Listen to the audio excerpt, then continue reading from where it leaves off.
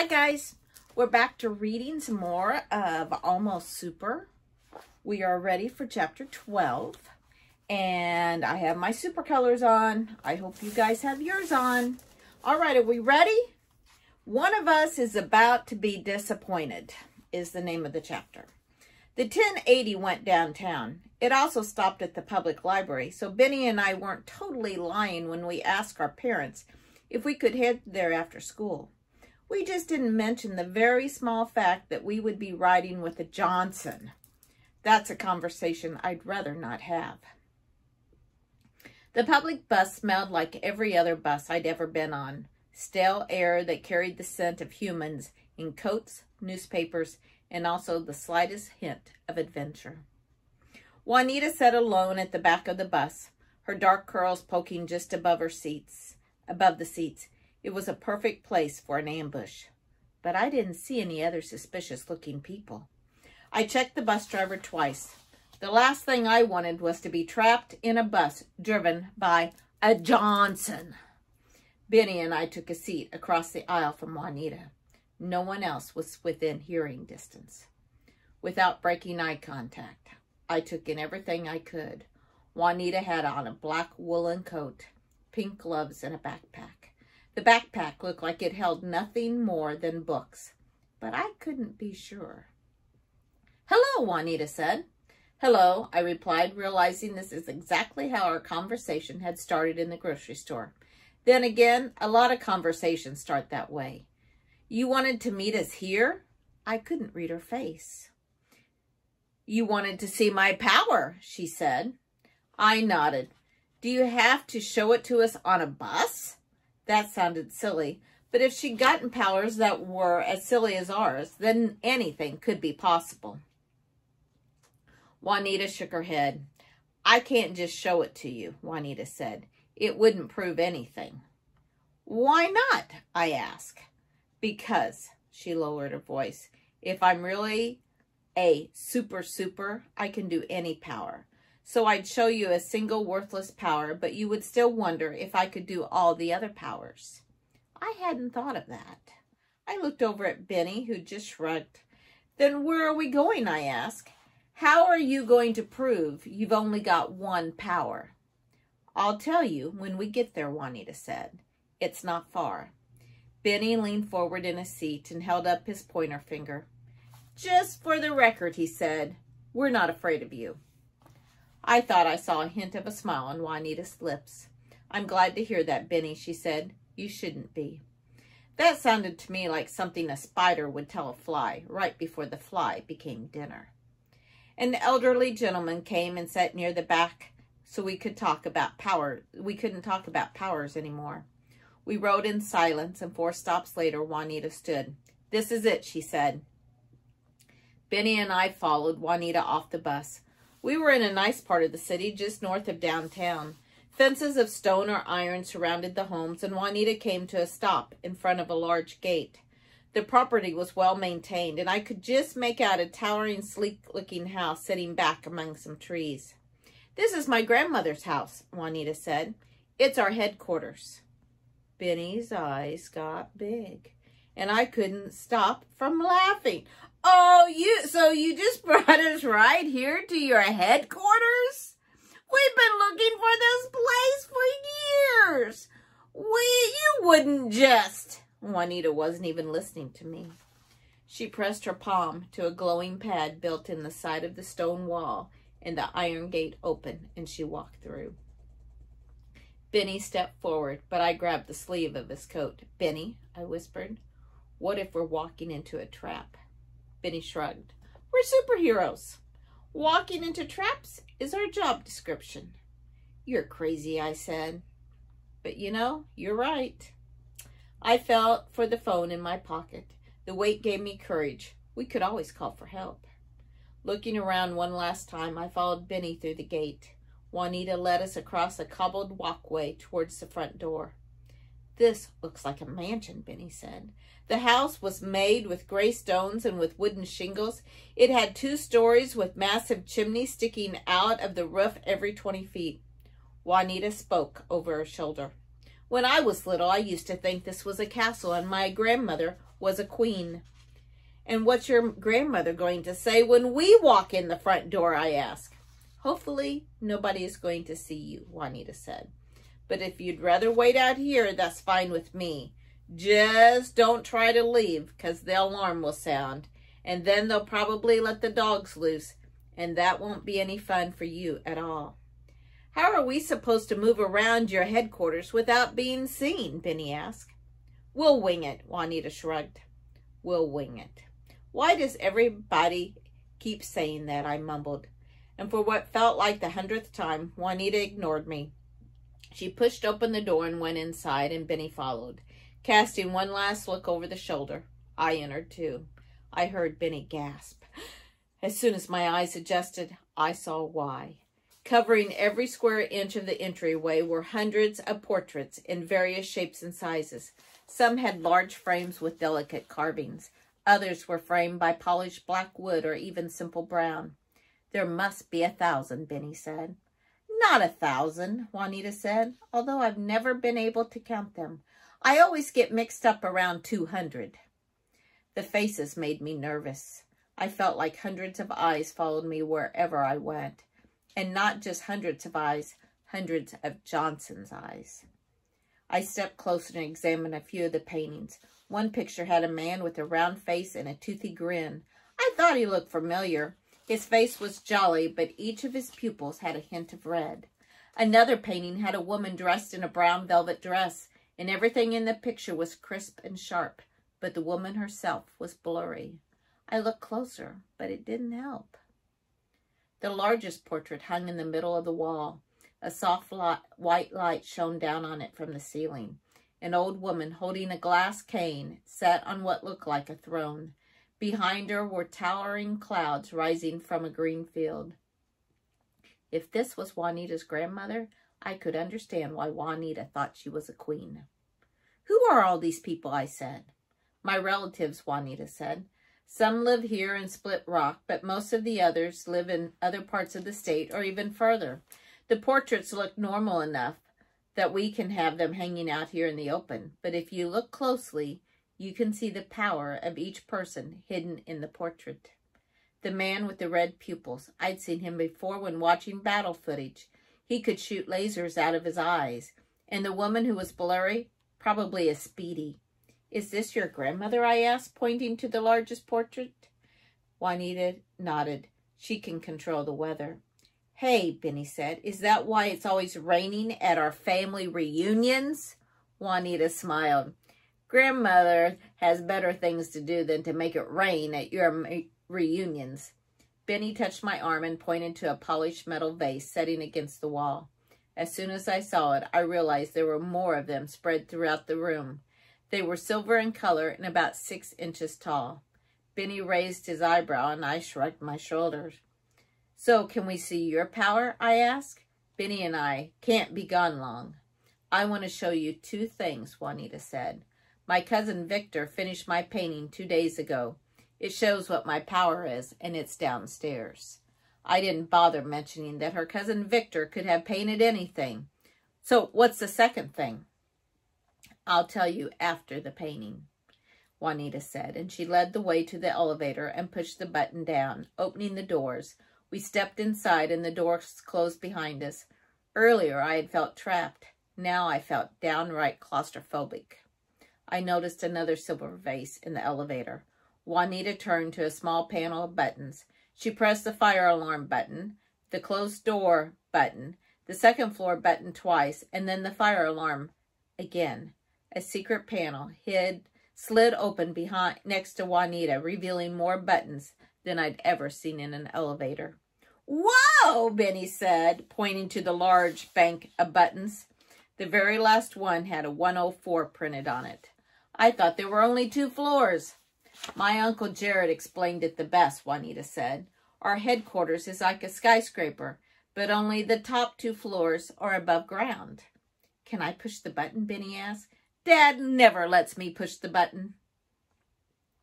We're going to level 28, Juanita said. No, wait, 29. Benny had already pushed the 28 button. He pressed the 29 as well. What's on level 28? The elevator shuddered as we descended deep into the Johnsons' headquarters. For the first time on this trip, Juanita looked nervous. Actually, I can't remember. I always get lost in this place. But maybe you'd better hide, just in case. We're in an elevator, I said. Where exactly are we supposed to hide? Juanita looked at the panel. I don't know, but you have about 6 more seconds. The elevator dinged, and there was no time to think. Benny and I split up on either side of the door, our backs pressed against the wall, and I looked at the back of the elevator, which was polished metal. In the reflection, I could just make out what was happening on level 28. 4 people sat at a table. One of them shot bubbles into the air from a plastic bubble launcher. A small robot that looked like a dog jumped up and down on the table, snatching at each bubble with razor-sharp teeth. The other people were on the table cheering the robot on. At the sound of the door opening, they were all turned and looked at the elevator. No one seemed to notice our reflections. Juanita waved. Sorry about that. Wrong level. No worries, said one of them, and the doors closed. That's right, Juanita said. Level 28 is research and development. That's a weird place to hang out. I felt a twinge of jealousy. We didn't have anything nearly as cool as a robotic dog. I'd always been proud of my family because we kept the Johnsons from destroying the city. But now it felt like maybe my family wasn't as amazing as I'd first thought. The doors opened again on level 29, and Juanita stepped out of the elevator. She looked around and then motioned for Benny and me to follow. The room had high ceilings, making it feel like we were inside a warehouse. Pieces of canvas and half-finished portraits rested against large crates scattered around the floor. A table covered with tubes of paint stood against one wall, and in the very middle of the room was a painting with a cloth draped over the top of it. I counted 4 more vases on the floor. Footsteps come further back into the studio, and Juanita took a sharp breath. Hide, she whispered. Quick! I lunged for one of the crates. There was enough space between the wall and the box for me to crouch without being seen. I peeked around the corner and looked for Benny. My brother's head poked out from behind a large canvas, leaning against the far wall. He waved and gave me a thumbs up. I put my fingers to my lips, and he nodded and hunkered down. A woman stepped into view, and I recognized her from the portrait downstairs, Juanita's grandmother. She didn't wear a crown, but she still looked like a queen. She wore a deep blue dress, and her black and gray hair was wrapped in a tight bun. Standing straight and tall, she held a glass walking cane, as if it were a scepter. From my place behind the crate, I could see both Juanita and her grandmother, but it was dark enough that I didn't think her grandmother could see me. Benny was completely blocked from the view. Oh, Juanita, Grandma Johnson said. I see you got Victor's message. I'm so glad you came, sweetheart. I know it sounds strange, but the most surprising thing was hearing Grandma Johnson, queen of the supervillains, call her granddaughter sweetheart. I'd always pictured the leader of Split Rock Johnsons as a witch. I'd like to be alone, Grandmother, Juanita said. If she was nervous about sneaking 2 Baileys into the Johnson headquarters, she didn't show it. But I'd like some company, Grandma Johnson said. One of us is about to be disappointed, and it's not going to be me. Here I was staring at the leader of the Johnson clan, the woman who led the fight against my family for who knows how many years, and I couldn't help but like her. It's time to talk about this, honey, Grandmother Johnson said, tapping her cane on the floor. You seem awfully disappointed for a girl who didn't even want a power in the first place. I looked at Benny. He stared back at me, a look of confusion covering his face. Every kid in the city wanted to be super. What was Juanita's grandmother talking about? I told you last week that no matter what power you got, you would be able to help this family, Grandmother Johnson said. I still believe that. This power is a sign, Juanita said. I don't want to be super, and this power just shows that the universe doesn't want me to be either. It doesn't matter what we want, Grandmother Johnson said. We are the only ones who can stand up to those Baileys. She reared back her head, threw it forward, and spit. I heard a small ting. The silver vases. They weren't vases at all. They were spittoons. Juanita started pacing the room, her hands clasped behind her, her face scrunched like Benny when he was working on math. You have 2 villains at your school, Grandmother Johnson continued. I squirmed at the idea of being called a villain. You have received your power, and now you need to stand up and join us in our fight, whether you think you can or not. It's not a question of whether I think I can, Grandmother, Juanita said, and I heard anger rising in her voice. I don't want anything to do with this. I wondered if Juanita had forgotten that Benny and I were still in the room. You are a Johnson, my child, Juanita's grandmother said. You are super. You don't have a choice in the matter. I do have a choice in the matter, and I won't do it, Juanita continued her pacing, walking in a tight figure 8 around her grandmother and then around the concealed portrait. No matter how hard we fight, it's never good enough. We've been fighting for decades. Then we'll keep fighting, Grandmother Johnson said. We are up to the challenge. No matter how good we are, sometimes people still get hurt. Juanita's voice broke, and now I knew she had forgotten that Benny and I were in the room. She was on the verge of tears, and no matter how super we are, sometimes people still die. Juanita stopped. Her head pointed to the floor. Her hair covered her face, but I could hear harsh breathing. Juanita wiped at her eyes. Grandmother Johnson broke the silence. You know, there was nothing any of us could do to save your mother. I held my breath. I know, Juanita's voice was almost a whisper. But if she hadn't tried to save that driver, if she just stayed home instead of trying to be super. Your mother wasn't trying to be super, Grandmother Johnson said. She was super. Your mother saw that accident and saved 3 people before the explosion. Grandmother Johnson stopped, then cleared her throat. Your mother used her powers for good, always for good, just as you must use your powers to... Juanita almost flew to the cloth-covered portrait. To what? Juanita was shouting now. What am I supposed to do with this? With a single tug, she ripped off the cloth from the easel, revealing the painting beneath. I couldn't tear my gaze away from the portrait. Her cousin Victor had placed the painting right under a soft white light, and it seemed to glow in the middle of the room. In the painting, Juanita stood in a field of flowers. She wore a pink dress, and her hair was curled and fell down past her shoulders. At school, every time Juanita looked at me, she was either scowling or spitting, but Victor had captured a beautiful smile and shining face. In the background, jets of water shot up from behind her, forming a magnificent arch. From where I was hiding, the droplets of water seemed so real it looked like somebody had sprayed water on the canvas. Do you know what Victor's power is? Grandmother put her hands on Juanita's shoulder. Juanita stared at the painting and held the palms of her hands to her cheeks. She didn't answer for several moments.